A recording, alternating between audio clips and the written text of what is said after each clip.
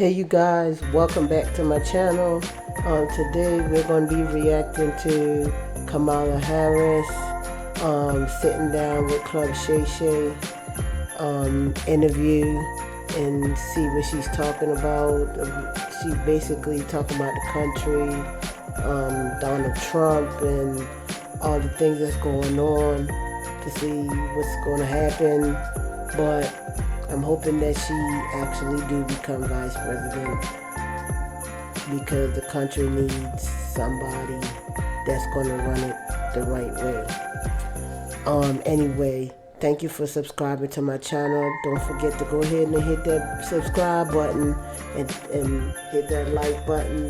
Give me like 5,000 likes, 1,000 subscribers. Hit that subscribe button and turn on your post notifications so you'll know whenever I post.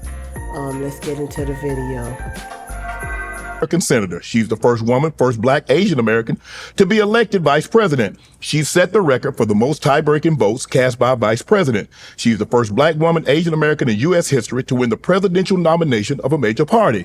She's the first HBCU grad, making us proud. She's a Howard University alum. She's a member of the prestigious Alpha Kappa Alpha sorority. Here she is in person, Madam VP, Kamala Harris.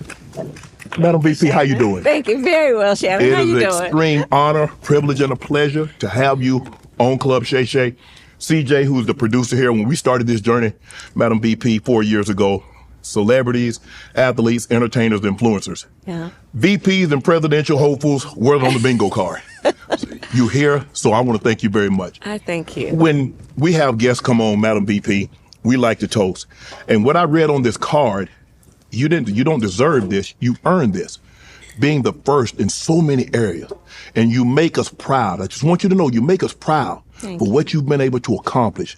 And we're 12 days away, and we hope you have an even greater accomplishment. So here's to continue success in everything you've done and everything that you will do. Oh, bless you, and thank you. And to you, Shannon, to you for all the success and the voice you give to so many issues. Thank you for that. Thank you very and much. cheers to you. Cheers. And I'm not going to actually drink this because I might fall asleep, and I need to do this I don't want you with to fall Barack asleep. Obama this afternoon. We don't want you to fall asleep. So here we are. Cheers to everybody. So before we get into the things that you want to do once you become president of the United States, I want to go back. When you found out when President Biden called you and said that he was no longer going to seek re-election, and you got that call, do you remember where you were and what you thought when you heard him say these words to you? I do. So I was home. It was a Sunday afternoon. And my niece, her husband, and their 2 young daughters were visiting and staying with us. And I promised the kids I'd have pancakes and bacon and everything. Okay. And then after that, I had a puzzle for the kids, and we were sitting down to do the puzzle. Okay. And the phone rang. Okay. And it was President Biden. And so that's when he told me. And it was obviously life-changing in so many ways. But, you know, I have to tell you, Shannon, I at that moment, I knew what it would mean, but not in the detail of it, but I certainly understood the seriousness and the gravity of the moment. And actually, one of the first people I called was my pastor. Wow. Okay. I knew I needed a moment to just be still and for my spirit and my mind to have clarity about the seriousness of the moment and my role. And I'll never forget that call or that moment or that day. Your life instantaneously changed in that moment. Yes, it did. Because now all of a sudden you weren't going to be running, you weren't going to be the VP anymore. You were going to be front and center. And you knew what the undertaking, having been 4 years as the vice president, what that moment would mean. I had a sense of it, you know, like so many of us, you know, when you this is your life, right? So there are those moments where your instinct kicks in, sometimes before your conscious mind and thoughts do. Right. And my instinct kicked in immediately that I need to focus and I need to do certain things immediately, which included making, I think we estimated I made over 100 calls that day. My team, and I have an incredible team, all came in, and nobody expected, right? It was a Sunday afternoon. Correct. In fact, we actually joked who had taken a shower that day. Because, people came in their workout clothes. Right. Different people and, a bandana around their head, just, and came in, and we then, for hours and hours, well into the night. Did you tell them? Did you tell them why you had summoned them to come to your place? Did you give them that news, or were you waiting for them to get there to share that news with them? Well, so the news started to, as you can imagine, pretty much immediately, and but of the many blessings that I have and have had, one of them is an incredible team of people around me. You know what that's like, yes. Where they're just there, and they will rise to a moment, and no matter how high that moment is, or meaning how serious it is, and what I love, and it's certainly my own work ethic, that there is no job too small or too big if there's something that needs to get done. So although you have a huge role now, what's a typical day like for you now once you've been thrust into this? What time are you normally getting to bed? What time are you getting up? And what's some of the activities that you do in a given day? I'd probably estimate 14-hour, 15-hour days. Okay. When I wake up, no matter how little sleep or how much sleep I've had, I work out every morning. Okay. Because Yes. it's like mind, body, and spirit, right? And then, that's the only time in my day I really own. And then it is, these days, it's not unusual for me to be in 3 or even 4 cities in one day. Rallies with thousands of people, 10,000 people showing up. Making calls to folks. Just now I landed in Atlanta, the mayor of Atlanta, who greets me every single time.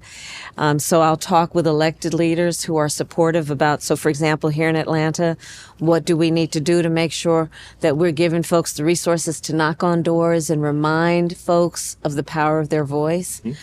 And 12 days in, it really is a lot about trying to focus on getting folks to know their power, to not let anybody suppress or silence their voice, and to vote. Right. So breakfast, what does Madam VP eat for breakfast, or do you have time to, or is it on the go? No, when I was younger, I didn't think I needed breakfast. I wasn't a breakfast eater. Okay. Now I have breakfast every morning. It's usually a spinach omelet. It's not very exciting. Right. But it's protein with a little vegetable. And, I like chicken apple sausage and some toast, and then I'm gone. Madam VP, you're a couple of years older than myself, so we kind of Thank grew you. up in the 80s. But I'm only 35. Come on now, I'm your guest. No, but you only 30. But we grew up. But just keep moving, because I'm gonna give you a shovel in a minute. I see. You won't let it go. Dang. We could have just moved on past that real quick, but you drew attention to it. But we grew up in the 70s with music. Yes. Wind and Fire, Ohio Players. Oh yes, fire. Come on. Oh, you were like Fire. Come on. Okay. Dun, dun, dun, Yes. dun, dun, dun, dun. Yes. What do you listen to now? Oh, I wish I were listening to more music, to be honest with you, because I love it. Just, but You don't when have downtime, like when you have downtime? I don't have any downtime really. I know my little violin I'm playing right now with you. I really don't. But when I love jazz. Mm-hmm. If it's from Thelonious Monk to Miles Davis. I love Aretha. I was just with Stevie. Right. Stevie's, can I tell you? Yes, you can. Bucket list. Stevie Wonder on my birthday sang me happy birthday. Happy birthday to me. Oh my. Can you imagine? No.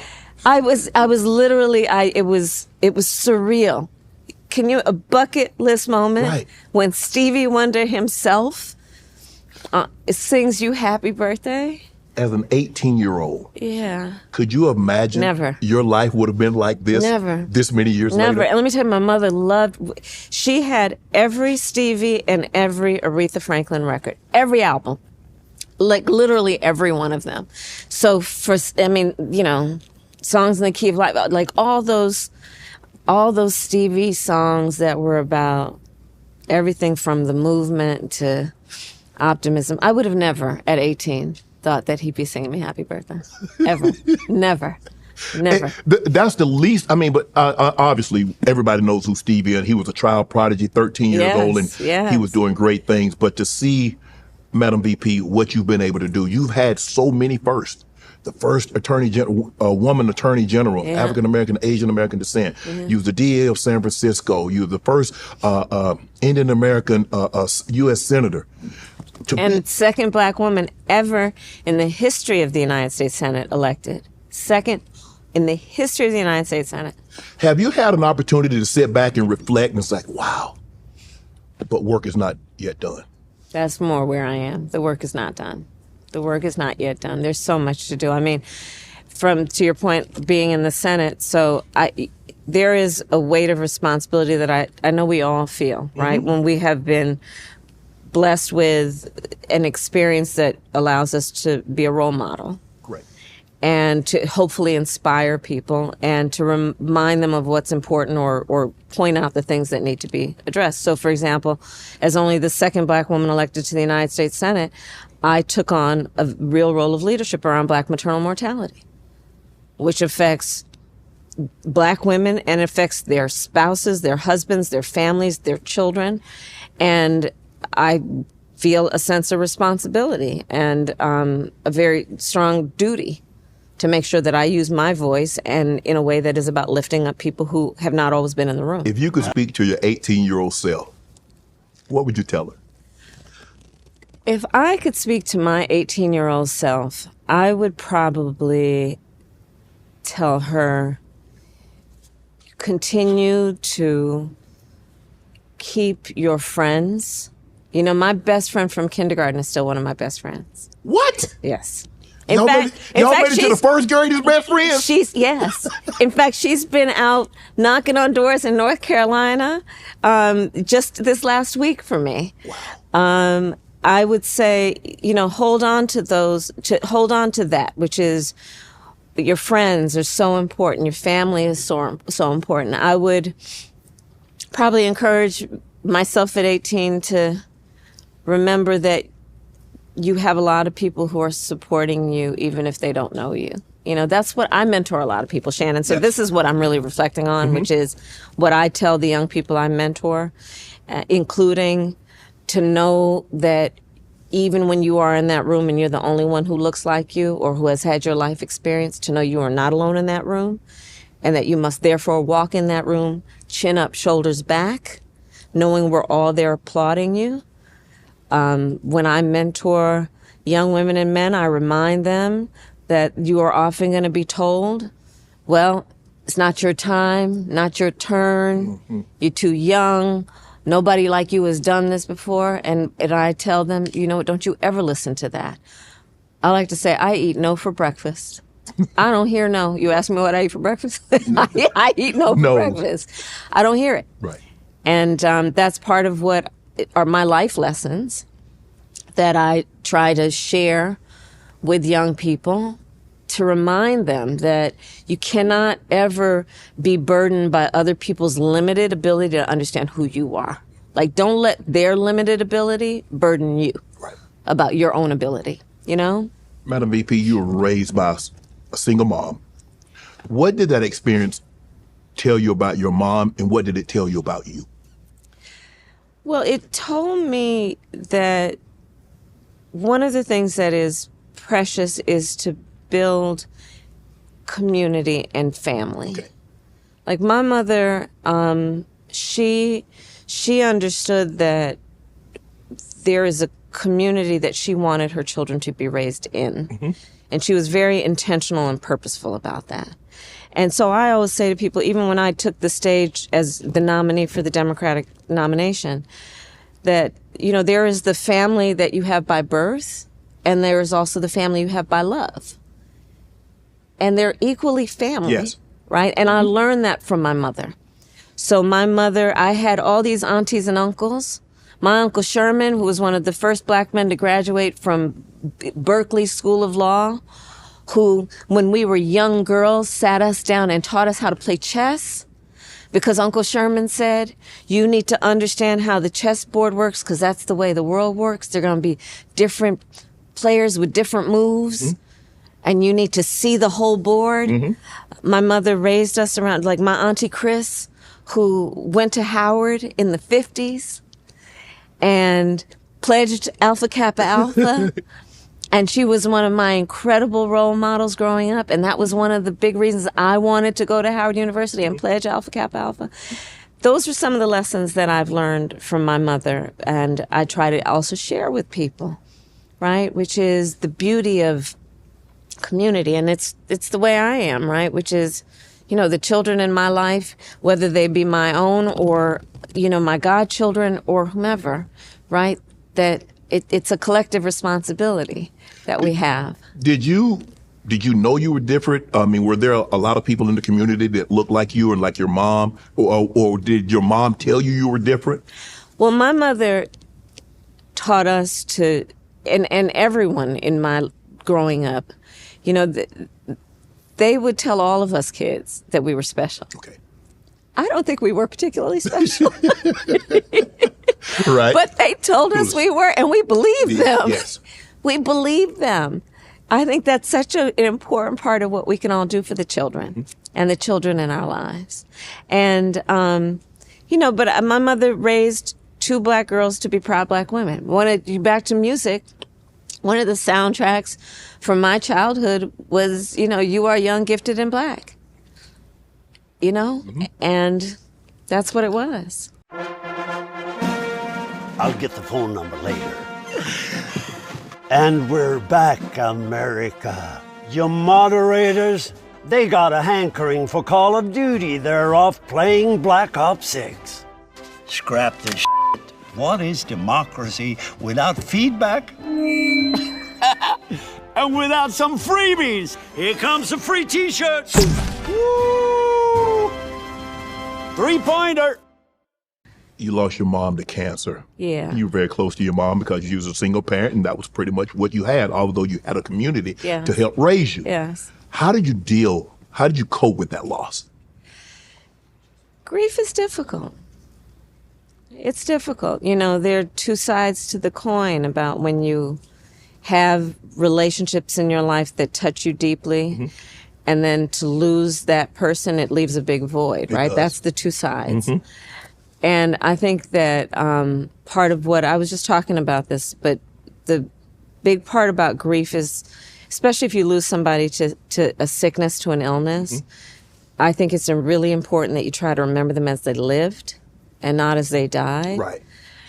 Because I think that's how they'd want us to remember them, but also to remember their suffering, which hopefully was a fraction of their time on this earth, is to compound the grief in a way that I think it adds to the pain. And what they'd want is that their active memory, that our active memory of them is about when they were vibrant and alive. Right.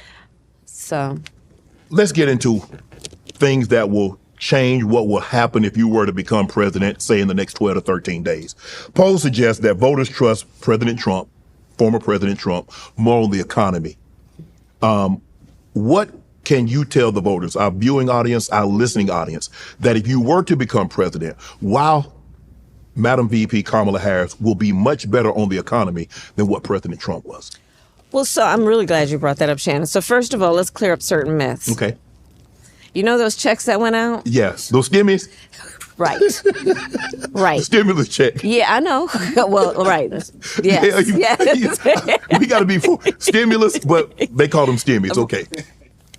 The reason those came about is because there was a Democratic majority in the House of Representatives and Congress.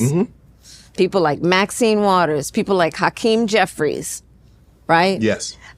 Who did the work of pushing to say, people need help right now and we need to send out checks. There was a whole lot of opposition to it, including from Donald Trump's White House. Yes, even him. I think he was resistant to it at first. Yes.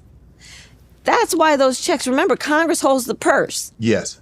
So really, Congress wrote those checks. But then Donald Trump, unlike any president before or after, decided he put his name on those checks. So therefore, people thought Donald Trump gave me that check. And so let's clear that up first and foremost. Okay. But let's also deal with where he was in terms of his policies on the economy. He gave the biggest tax cuts for billionaires and the biggest corporations, which caused an incredible deficit. He tried to get rid of the Affordable Care Act, which we also call Obamacare, which benefited so many people, including, and in particular, black people in America who otherwise were denied by the insurance companies health coverage because of pre-existing conditions. Yes, that's most important. Let the people know. Right? With a Affordable Care Act, if you have a pre-existing condition, insurance companies can no longer deny you coverage. That's exactly right. And if you think about what that means in the context of also knowing the big health disparities we have in the black community, Right. and how more likely, therefore, black folks might be to have pre-existing conditions. High blood pressure, diabetes, all of certain that. cancers. All of that. Yes. Asthma for our children. Yes. Sickle cell trait. It's all of that. So by getting rid of the pre-existing condition ban, what that did, but he wanted to get rid of the Affordable Care Act. Right. What we have done, and part of my policies going forward include what we need to do to not only retain the cap that we got on insulin at $35 a month for seniors. By the way, black folks are 60% more likely to be diagnosed with diabetes. Correct. He wants to get rid of it with that Project 2025. Everybody needs to check that out. What he would do to get rid of Social Security, or at least raise the age to 70, so you'd have to work to 70 to be able to qualify. Right. Get rid of Medicare, get rid of the Affordable Care Act. And that's just on health policy, not to mention bringing back not only tax cuts for the richest people, but what he would do that is about eliminating or reducing the ability of corporations to be required to pay overtime pay So you could work and the corporations wouldn't have to pay you for it. for overtime. Who work for free? That's right. And overtime means you are actually working a longer day, which means you are more tired. Right. Which means it requires more exertion. That's why we have overtime pay. So you don't take advantage of workers. In addition to all of that, we're looking at Donald Trump, basically somebody who has never been understanding of the issues that affect the community about disparities. And I'm going to talk, for example, about how when he was a landlord, he denied rent to black families. Mm-hmm. You look at what he did in terms of taking out a full-page ad in the New York Times against the Central Park Five, That is correct. which were a bunch of, they're not young adults, they were teenagers, black and brown teenagers, took out a full-page ad in the New York Times calling for their execution for crimes they did not commit. They were innocent. Donald Trump, who said of the first black president of the United States, the birtherism, to have people question whether he was born in the United States, to try and diminish. And then most recently, you look in this very election, legal black immigrants in Springfield, Ohio, saying they're eating their pets. So part of what we have to help people understand is don't think you're in Donald Trump's club. You're not. Right. He's not going to be thinking about you. You think he's having you over for dinner? You think that when he's with his buddies, his billionaire buddies, he's thinking about what we need to do to deal with addressing, for example, my work around what I'm doing to address disparities in black men's health, around colon cancer, around what we need to do around screenings, what we need to do around prostate cancer. Black men are twice as likely to have, and screenings. What we need to do to address. I'm a survivor of prostate cancer. Right. You know what I'm talking about. Do. Go James and the Lakers are back putting on a show. And you know I got to get the best deal on tickets. That's why I need to tell you about my sponsor, SeatGeek. With over 28 million downloads, SeatGeek is the #1 rated ticketing app. There are more than 70,000 events on SeatGeek, including concerts, sports, festivals, and more sports. I'm excited to go see the Lakers dominate the Sixers at the Crib. They put all their tickets across the web in one place to make sure you're getting a good deal. Each ticket is rated on a scale of 1 to 10. So you look for the green dots. Green means good, red means bad. And you know I came through for you guys. Use my code ShayShay for $20 off tickets at SeatGeek. That's $20 off your first purchase with promo code ShayShay. Would you want to touch on some specific things you would like to do to keep it, because the economy seems to be heading in the right direction, but the inflation, gas prices are extremely high, groceries are extremely high, this rent. I mean, it used to be when I was renting, they moved the rent up $40 a year. Now they moved it up $400. So let's talk about that. I'm glad you raised that. So, for example, groceries, yes, the prices are still too high. You know what I know it. Yeah. Part of my plan is to deal with price gouging. I did it when I was Attorney General. I'm going to do it as president, which is these companies that will jack up the prices of groceries to take advantage of people in need, and in particular during a crisis, like what you see around the pandemic or Hurricane Helene. Yes. Milton. Right? Yes. Milton, right? So there's that. In terms of housing, first of all, we know that black families are 40% less likely to own their home. And we can go back to redlining. We can go back to policies that were by law or practice meant to not give black folks equal opportunity to home ownership, especially in certain neighborhoods. We can go back to what happened around the GI Bill. Yeah. And when all those, the great generation we called them, came back, and there was federal policy to say, you all fought for our country. We're going to give you a boost around helping you buy homes. But those black servicemen, and it was mostly men, those black servicemen did not. So you had then a time when there was a boost for, it ended up being not for black service members. So part of my policy is to, one, create a fund so that we will give a $25,000 down payment to first-time homeowners to just help people get in the door. We will deal with the rent issue, because part of what we're seeing in Atlanta, in places across our country, is these corporations are buying up all these properties.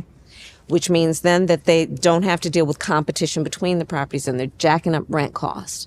So it's about also going after that corporate gouging around what they're doing to buy up and then jack up the prices of rent. We also need to help people with small business ownership. I did, even before I was running for president, a tour, I called it the Opportunity Economy Tour, focused on black men and black entrepreneurs.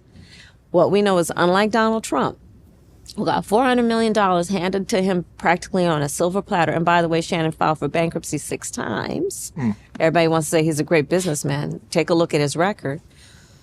I know that so many of our entrepreneurs who have great ideas don't have access to capital, but they have serious work ethic, great ideas, and a plan to do the work.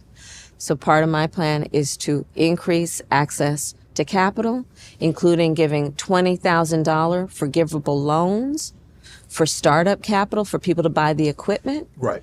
And then to change the tax deduction. So whereas it is now $5,000, to make it $50,000 to start a new business, because nobody can start a new business on $5,000. No.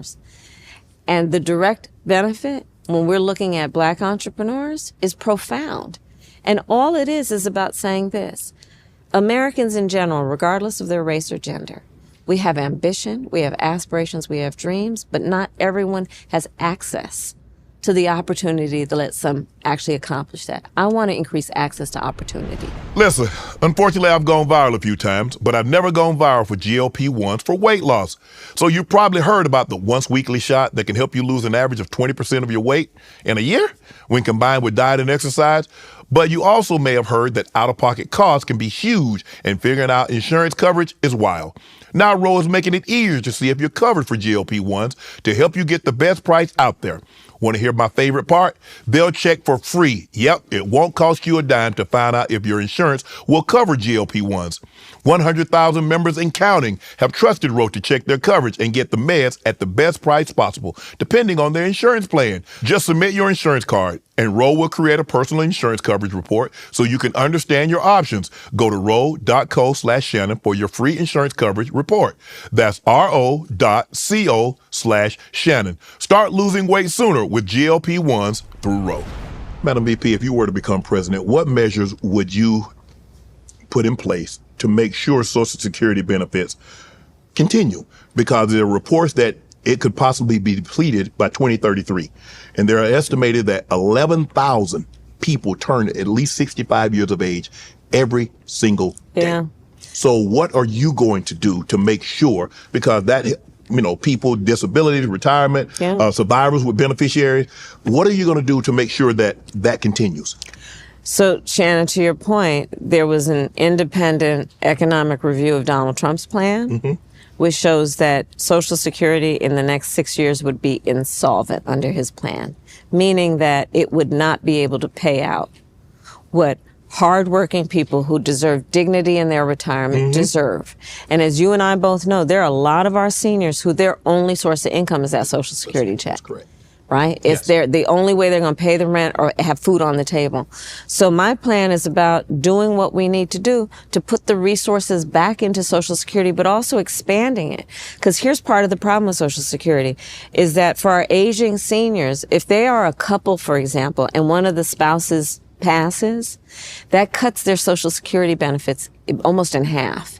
So part of my plan is to reconfigure it so that that surviving spouse does not then have a crisis where they've already lost their loved one. But we also just have to understand on a macro level, we've got to require that billionaires and corporations pay their fair share, right? They can afford to. And that's part of what is the difference between me and Donald Trump. My plan is about tax cuts for small businesses, for working people, for middle-class people. 100 million Americans will benefit around tax cuts. My plan is that no taxes will be raised for anybody making less than $400,000 a year. My plan is that we give young parents a $6,000 child tax credit to help them pay for child care, for a crib or a car seat, because you and I both know the vast majority of our young parents have a natural desire to parent their children well, but not always the resources. And back to the way I was raised, I know that the children of the community are the children of the community. That you and I will benefit from that young family having the resources they need. So it's about all of us benefiting, but it's a state of mind and it's a perspective. Mine is about thinking about the challenges people face and getting them help. Donald Trump is full-time focused on himself. You watch his rallies.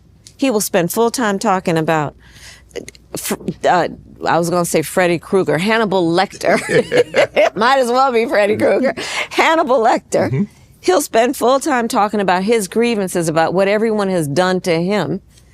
He'll talk about himself, but he does not talk about the American people. He does not talk about what he's going to do for middle class. He does not talk about what he's going to do for families, for working people. And we're 12 days out. This is probably one of the most serious elections that we have faced in our lifetime. My perspective, and I will be the kind of president who spends full time focused on the needs of the people. That has been my career.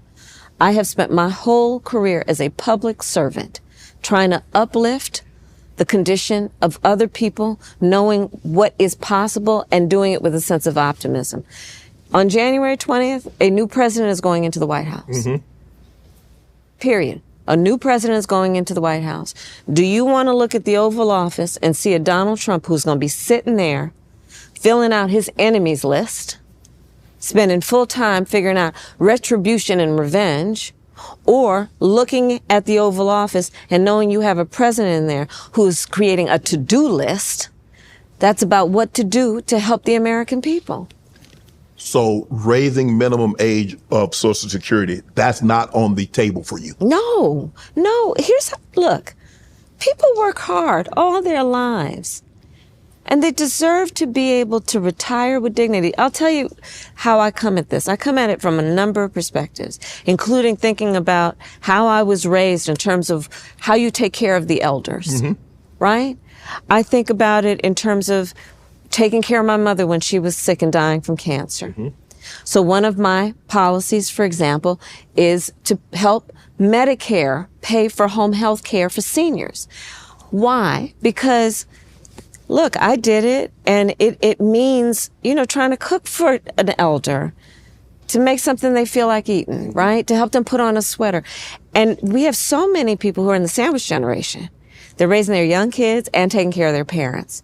And either they have to deplete their savings to qualify for Medicaid, right? To be able to help pay for home health care, or they have to quit their job to do the work of taking care of their kids and their parent. And I just believe that's not right, that we should have policies that give people dignity, especially our seniors. So my plan is Medicare pays for home health care. Okay. And no, I would not raise the age of eligibility for Social Security, because the same thing, we shouldn't force people to work until they're 70 in order to retire and have a moment to just enjoy their life and not worry about how they're going to pay their rent. Is Medicare for all a priority for you? What is a priority for me is making sure that access to health care is a right and not just a privilege of those who can afford it. That's why I am in favor of and have pushed and been a leader on capping the cost of insulin at $35 a month. And why I intend to allow Medicare to actually negotiate against the big pharmaceutical companies to bring down the cost of prescription medication for everybody. That's why I have fought for what we need to do around making sure Medicare covers senior care. Access to health care should not be a question of how much money you have in your back pocket. That's just not right. And I feel strongly about that. Blacks for Trump. They feel that Trump is better for the black community. Can you explain Donald Trump's history with blacks? Where did this come that all of a sudden, I mean, it's been like this because a lot of people used to say, I'm Donald Trump of the ghetto because he was, I mean, for a lot of blacks, not all, but for some blacks, he was, Madam VP, whether we want to admit it or not, he's revered by some blacks. But here's the thing. The question for everybody, should he be president of the United States? Okay. Right? That's the question. Should he have the ability to sit behind the seal of the President of the United States when he says he wants to terminate the Constitution of the United States? You know what that would mean? In the Constitution of the United States is your Fourth Amendment right against unreasonable search and seizure, your Fifth Amendment right, your Sixth Amendment right to an attorney. Well, a lot of rights going to be gone. The First Amendment. But the First Amendment, the Second Amendment. Yes. Look, I'm in favor of the Second Amendment. I don't believe we should be taking anybody's guns away. He wants to terminate the Constitution of the United States. He is the same one, like I said earlier, who denied rent to black families, who took out that full-page ad in the New York Times calling for the execution of those children, who birtherism accusations against the first black president. Not to mention please ask folks to Google Project 2025. Yeah. He would get rid of the $35 a month cap on insulin. We know how many of our seniors had it. I'll give you another example of why Donald Trump has not earned the support of folks to be president of the United States again. When he was president the last time, during the height of COVID, 1 in 3 black Americans knew somebody who died from COVID. You remember those days? I do. And people couldn't get their hands on a COVID test. At that very same time, Donald Trump as president secretly sent COVID tests to the president of Russia for his personal use. While Americans were dying every day, he has not earned the right to be president of the United States. It's one thing if he has a television show that's very popular. He can put his name on a building. Even though we all know he was not a terribly good businessman, which is why he filed for bankruptcy 6 times. But that is one thing. To be president of the United States means to try and find common ground, to build consensus, to lift up the American people instead of trying to beat people down all the time. It means solving problems, which means you have to be able to get out of your own head and scan to be concerned about the well-being of other people and then do something about it. Does anyone think Donald Trump thinks that way? Yeah, well, empathy requires you to divorce your own ego to see yourself as someone else. That's exactly right. And we know that's not his character. So it's about, is this the right person for that job, right? He said immigrants are taking black jobs. I don't know what those black jobs that they're taking. Can you elaborate on that? What the immigrants are taking? What black jobs are they? It's just another example of him trying to divide and him trying to scare people. It's just another example of him doing that, of him trying to say it's either you or them, right? And the other thing is that it's incredibly demeaning because, and he still has not been forced to define, Donald Trump, what do you define as a black job? Because let me tell you what I define as a black job. Vice President of the United States. That's a good one. Right? It is. I don't know about the pay, but it's a good job to have. That'll be.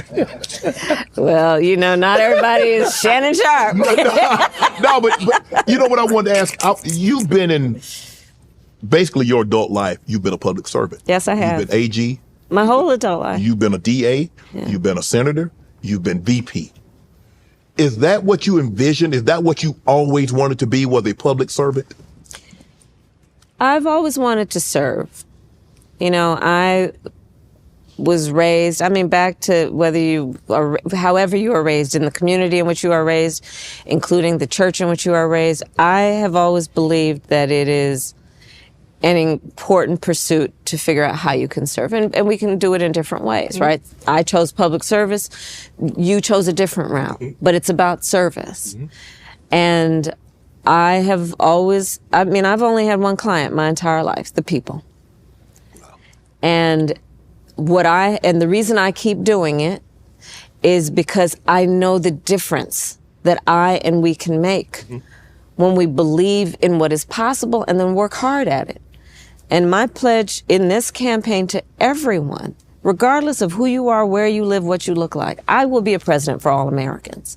And I will work to bring our country back together because, frankly, I think people are exhausted with the anger, with the hate, with the division, the attempt to have Americans pointing their fingers at each other. I think people are exhausted. It's not healthy for the productivity of our country. Like, do we want to strive? Do we want to thrive? Or do we want to spend full time with vengeance? I've read some blacks say the problem that they have to you is that you're making political promises and that you're just pandering. The problem that I have with that, it just seems like only black people pander. Like when other candidates go on shows and they say they're going to do this, they're not pandering.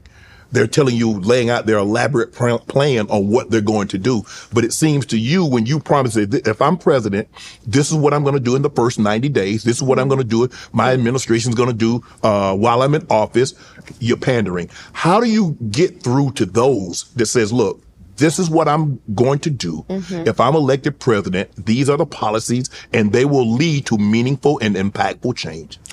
Well, part of it is just to be candid. I think that there's sadly a misinformation out there about who I am and what I've done, because if people are informed about fact, they will know that almost everything that I'm talking about doing as president is built on a foundation of work that I've been doing for years. If it is about economic empowerment of the black community and all communities, I've been working on that.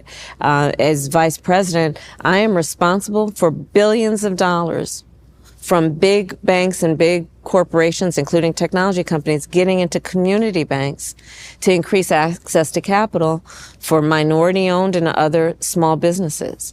If you look at my work over a period of years, my focus again on something like maternal mortality is long-standing, which directly impacts black men and black women. Right. And the black family. If you look at the work that I am doing that is about small businesses, you know, the person who helped my mother raise us, who was a second mother to us, was a small business owner. I have always focused for such a long time on what we need to do, knowing that our small businesses are part of the culture of our communities, right? Including the economic fabric and strength of the community. So what I'm talking about doing right now is based on longstanding work. It's not new. But as President of the United States, part of why it is important is it is a new approach to that job. It is about a new way that is based on a new generation of leadership, that is based on new ideas, and frankly, a different experience that brings my commitment to the work I am talking about into being.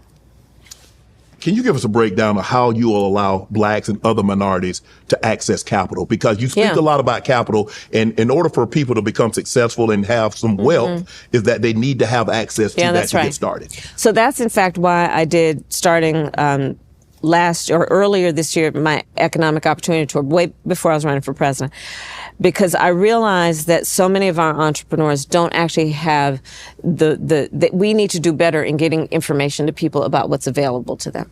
So for example, through the Small Business Administration, there are funds available to help people create a business plan. There is resources available to help people just know how that you need to run a payroll. how you need to pay business taxes. Part of my plan, by the way, is to simplify taxes for small businesses. I like to say it's basically, I'm going to date myself, like, you remember the 1040? Did you ever have to do a 1040? Probably never. No. Okay, I did. But, simplifying tax returns Right. for people, including our small businesses. But the work that I have done and will continue to do is about knowing that we don't lack for hard work, we don't lack for good ideas, but we do lack for information about the help that is available. Mm-hmm. So that's part of how it is going to be about increasing access to capital. Part of it is about putting more money. So I called up and got in touch with and worked with some of the big CEOs of the biggest corporations in America and said, and the big banks, that you all don't necessarily, you're not there in the community where you can get a $100,000 loan to a small business. You guys deal at a different level. But those $100,000 loans for a startup will go a long way. Let's get those billions of dollars that you've got, put them into community banks who are in the community, who know what the community needs, what they want, what the consumers there want, and then support those small businesses. So that's my approach to access to capital, including making sure that people have, again, simplifying taxes for small businesses. You know why, Shannon? Small businesses can't afford to hire a bunch of accountants. Yeah, they can't help. And a bunch of lawyers. But that shouldn't be the reason they fail, because they didn't fill out the form properly. Right. Right? Yes. So my approach is really understanding the culture, understanding the needs, and then trying to fix problems. I love fixing problems with common sense solutions. And again, look, Donald Trump is never going to relate necessarily to the kind of folks that I'm talking about who on the ground just need to be seen and heard, and then let's fix the problems. Let's address the challenges to let them not just get by, but get ahead. And I want to put a fine point on this. Maybe it's a new perspective. I think it is. I believe that we have had great success in bringing black unemployment down to historic lows. Yes. But for me, that's a floor. For me, that's a floor. Because what I know is that it should be baseline that everybody's working. That's not enough. People want to build wealth. Yes. And intergenerational wealth. Correct. And I want to help people do that. Right? Mm-hmm. I know what folks want to be able to take a nice vacation from time to time, have nice Christmas gifts for their kids under the tree. And it can't just be about, well, you've got a job, applaud me for what I've done for you. Right. And that's the spirit with which I do my work. I saw President Trump on a TV show, and he talked about defunding the Department of Education. Yes. Basically, we know that's going to affect communities like us that don't have the resources. Mm-hmm. And then because he says he doesn't, if they talked about slavery, which is a part of our history, it's that they're trying to cover up. Yes. That they're trying to cover up. They talk about racism. And he said, well, what we would do if they talked about it, they wouldn't get funding. And we know what communities are going to be most impacted by non-funding. And understand that they want to get rid of the Department of Education and get rid of Head Start. You know whose kids are in Head Start? They want to, it is, and to your point, and I'm so glad you pointed this out, you know, these are the same people who basically suggested that enslaved people benefited from slavery. The same people who are trying to ban and are banning books. Mm-hmm. And again, if we don't teach America's full history, we will never ensure that we don't make the same. Yes. To do those same things again. Let's learn from that painful part of our history to make sure we don't repeat it, but not by not covering it up. Let's have an open and honest conversation about it. It happened. And the effects of it. Yes. And the present day effects of it. Mm-hmm. I think we both agree. I think we can all agree on this, that there is a problem with, I don't know how the correct term, I think it's undocumented. Mm. How do we get a hold on that, Madam VP? How do we make sure, because I think I've heard you say you want a path to citizenship, but we want to, make sure people come in and do things properly. Yes, that's exactly right. So first of all, I have personally prosecuted transnational criminal organizations. Mm-hmm. for the trafficking of guns, drugs, and human beings. I have prosecuted the Sinaloa cartel, okay? The Guadalajara cartel. So I put my record up to anybody in terms of how strongly I feel about having a secure border and making sure that there is not that kind of trafficking into America. I also know that we need to put more resources at the border, which is why I supported a bill that came about, including from the most conservative members of Congress, to put 1,500 more border agents at the border, to do what we need to do to cut down the flow of fentanyl coming into the United States, which is killing people of every race and background. More resources would have gone to prosecuting human trafficking. Donald Trump got word of that bill, and he knew it would be a solution to a problem, which is that we have a broken immigration system. He got word of the bill, and he told his friends in Congress, don't put it up for a vote. Don't let it go any further. Because, you see, he wants to run on a problem instead of fixing a problem. Right. And is putting out tens of millions of dollars of campaign commercials full-time, trying to suggest that he cares about strengthening the border when he had an opportunity to participate in a solution, which he killed, because he's not about problem solving. It's about a political game for him. My point is, we got to strengthen the border, and we need to have an immigration system that is fair and humane and strong in terms of making sure that people have to earn citizenship. They have to work hard to get it. My plan includes also strengthening what we need to do in terms of, illegal entry in between ports of entry.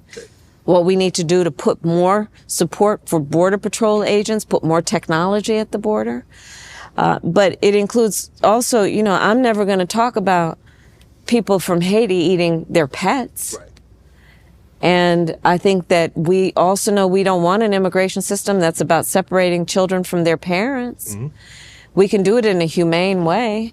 But the bottom line is we can fix these problems. The solutions are at hand. He stands in the way. Right. And in particular on this issue. If you were to become president, would you ask Congress to reinstitute that bill and try to get it through? Absolutely. And also I would work across the aisle with Republicans. There are a lot of Republicans supporting me in this campaign. And I would work with Republicans to bring this bill back up so I can sign it into law. Right. And I do want to talk about that for a moment. This is not 2016 or 2020 in terms of how people are thinking about Donald Trump. He was president, and the people who worked the most closely with him, Republicans at the highest level, his former chief of staff, his former defense secretaries, his former national security advisor, and his former vice president, have collectively said he is dangerous and unfit to be president of the United States. And Shannon, you can just watch his rallies. I mean, did you see that 39 minutes of him swaying back and forth to YMCA? No, the man, you have to watch, and I encourage everybody who's watching this, watch what he's doing at these rallies. He is increasingly unstable and unfit to be president, according to the people who knew him best. All Republicans, by the way, who I just referred to. Right. Who know he is unfit to be commander-in-chief. He who will talk about service members. A lot of your listeners and the people who are a fan of your show have served or do serve in the United States military. He talks about military service members as being uncourageous, as being cowards, suckers, and losers. Yeah. This is how the man talks. And so let's not get distracted by who he was on The Apprentice. Right. Let's not get distracted by whatever, building in whatever city in Vegas or wherever has his name on it. Let's look at the job of President of the United States. And is he fit to do that job? And by the people who know him best, including most recently, a 4-star Marine general, his former chief of staff, they all say, those who know him best, he is unfit and dangerous. The previous administration, your administration that you were in, they got kudos for the student loan relief. Yeah. What's the contingency plan? Because I see it's still trying to go through and some of the courts have shot it down. Do you have a contingency plan to continue the student relief? I'm going to keep fighting for it. And yes, because first of all, what I know is that too many people have been weighed down by their student loan debt. Yes. To the point they question whether they can have a family, whether they can retire at some point, whether they can buy a home. So that's why I pushed for what we did around student loan debt. And thankfully, for example, we have billions of dollars in student loan debt relief that have gone, for example, to public servants like teachers and nurses and firefighters. But there's more we need to do. But, you know, if I go into various communities like here in Atlanta and ask people how many people got their student debt relieved, the number of hands that go up and the life-changing experience people have had, reminds me of the importance of this fight, and I'm going to continue to do it. Have you let people know that President Trump, if he were to get back into office, he wants to offer police complete immunity? That they can do no wrong, no matter what, how egregious the act may be, they have complete immunity. Do people understand what that means? Do they really understand what that means, Madam VP? I hope so. And I encourage people to go online to see how he says it. I encourage people to go online to see how he talks about a day of violence. Did you ever see the movies? Right. Understand. Again, don't take my word for it. Take his. Yeah. Take his. And see where he stands on these issues. I want to get you out of here on this one, Madam VP. You, like myself, attended and graduated from a historically black institution. Proudly. And it just goes to show you, if you look at myself, Stephen A., Michael Strahan, three of the most prominent voices in morning television, attended and graduated from an HBC. Yourself ascended to the highest of highs, graduated from an HBCU. Mm-hmm. What message would you like to share with students at all these historically black universities and colleges? What message would you like to share to them? Oh, know your excellence. And know we are so proud of you. And we want you to have ambition. We applaud your ambition. We want you to know you can do and be anything. Mm-hmm. And don't ever hear no. And that no, you stand on broad shoulders, right? Mm-hmm. Because part of what we know is we have a legacy. Yeah, we do. And we stand then in that path, knowing that we also have the honor and the duty of excelling in every way possible, being able to see what is possible and not be burdened by other people's limited ability to see the same. One more thing, I think something that's very, very near and dear to your heart is Roe v. Wade. Yeah. I think 50 plus years, I think 72, 73, when it was Roe v. Wade said, hey, women have the right to their bodies. And all of a sudden the Supreme Court struck it down and says, no, you don't. We have control over that. Yeah. What would that mean to you? So how do you get that? How do you go back and fight to make sure women still have control of their bodies? So I'm so glad you brought it up. Shannon, first of all, think about one of the most basic rights that you could imagine is the right for you to be able to make decisions about your own body. Correct. Your own body. Your reproductive rights. And the court just took that right away from women to make decisions about their own body and not have their government tell them what to do. And I think an important emphasis for me is you don't have to give up your faith or deeply held beliefs on this subject to agree the government shouldn't be telling her what to do. If she chooses, she'll talk with her pastor, her priest, her rabbi, her imam, but not the government telling her. And we need to fight against this. We need to understand how many women are suffering miscarriage and being denied help because the doctors are afraid they may end up in jail. In Texas, do you know they provide prison for life for doctors or nurses who provide reproductive care? Prison for life, Shannon. In the state of Georgia, a beautiful young woman, a mother of a 6-year-old son, died because of these Trump abortion bans.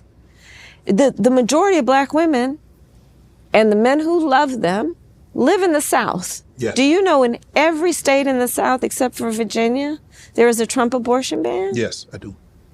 Hopefully everybody else knows that also. Right. And so we all have to stand, regardless of your gender, regardless of your race, your background. We have to stand and say, look, this is just simply not right, and we cannot stand for the notion that Donald Trump could be president of the United States, he who chose a Supreme Court that would take this right from the women of America and the men who love them. And now we have women suffering to such an extent as they are. I think it's one of the most fundamental rights that's at play. One more thing before you go, Madam VP. Yes. Who's the real HU? Oh, come on. I'm just asking. I didn't want to know. I don't know. I didn't go to either one, so I just wanted to hear you. You know.